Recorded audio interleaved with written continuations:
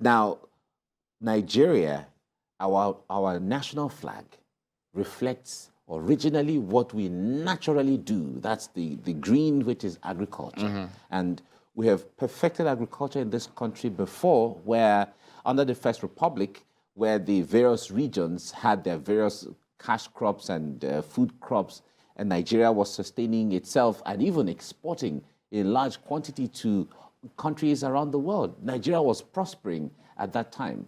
Now, a lot of people are saying, how do we bring back those days, or even get better off? Because right now we have technology that is better off than the 60s.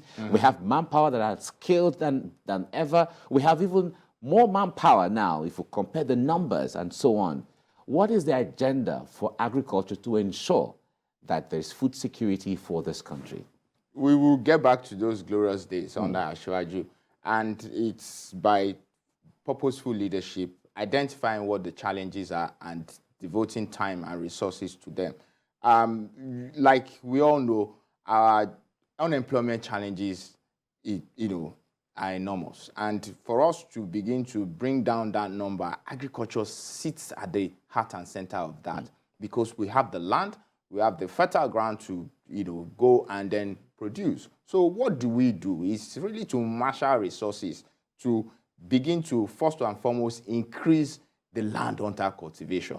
By the time we increase from 35% that we have now to 65%, that's a significant, increment that ultimately it's people that will be undertaking that.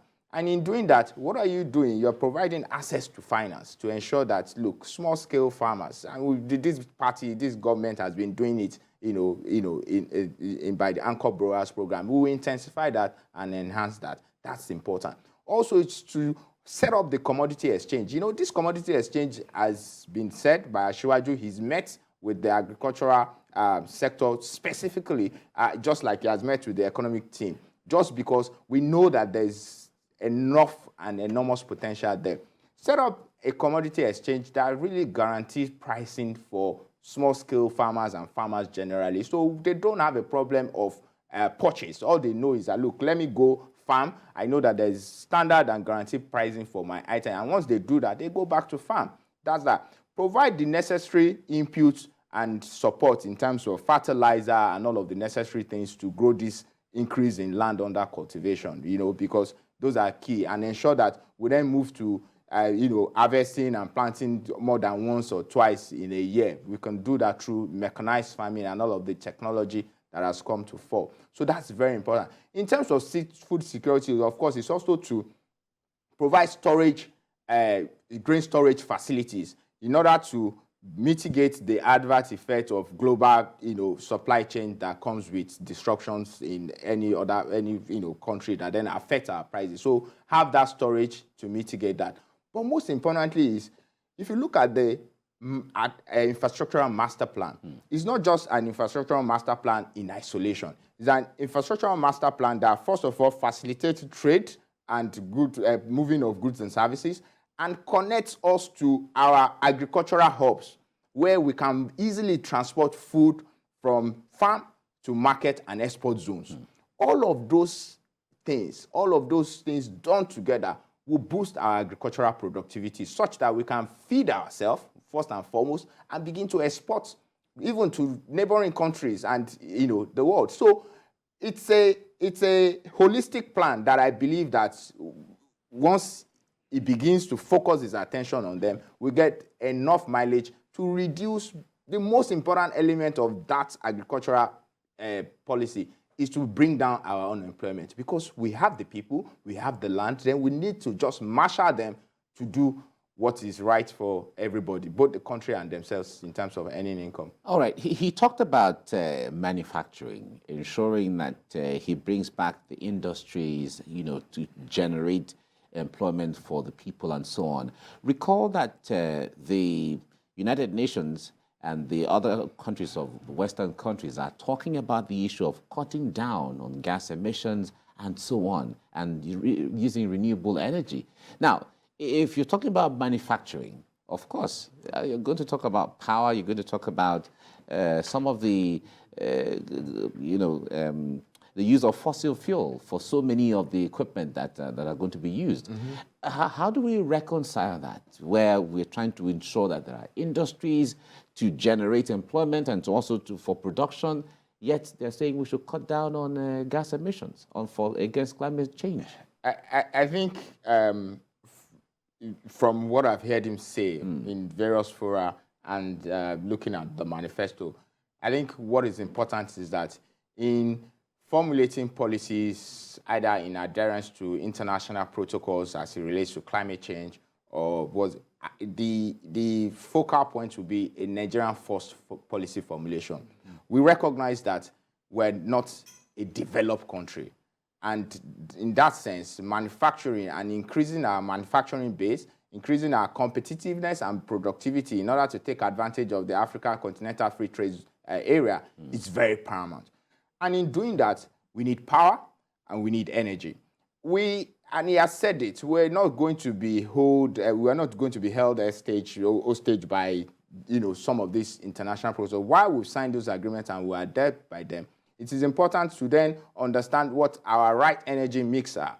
Do you understand? What are the key things that we need to do that will ensure that our manufacturing entities are competitive in terms of energy in spurring their growth? And in that sense, every of the energy mix will be in the box: coal, gas, and hydro, and all of those thermal energy that would then give us what the right mix is. And without because if you listen to his engagement with the NESG, he said, look, I acknowledge climate change, I acknowledge the impact of climate change, but we are calling for climate change equity in a sense that our developmental needs are recognized whilst you are dealing with climate change issues. There is no point where we've been very minute contributor to the climate change challenge as it is today, and then you are asking us to impact our growth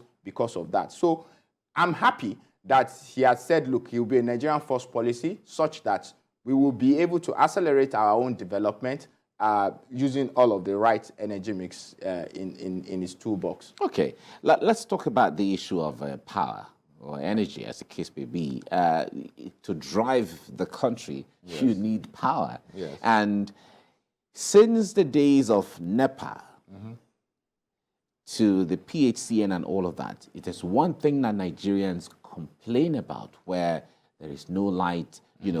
Even in few places where there is electricity, you have to pay for it really seriously.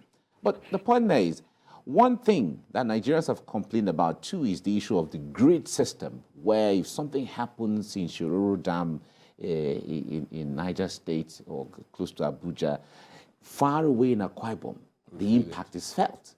So someone has been saying, why don't we dismantle this national grid system where we, segment everything, so if there's a problem anywhere, is restricted to that area, and then it's easily handled and so on, and then it becomes a little easier to manage. The administration, right, Buhari's administration has signed some agreement with Siemens of Germany, and Nigerians are waiting for that ultimate redemption in the area of power.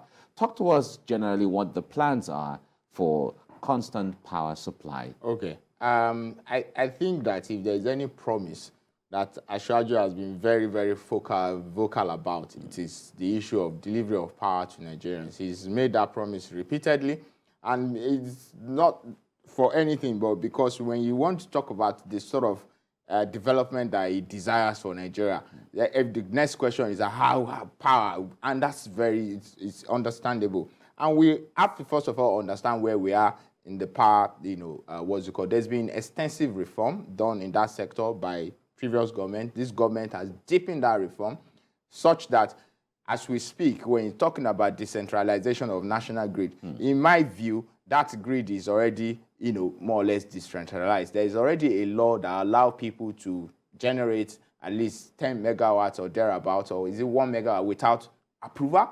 There's already a law that allows people to generate 1 megawatt then with approval, I think. So there's some measure of decentralization in that people can actually generate their power, subject to limits and all of that. So that's one.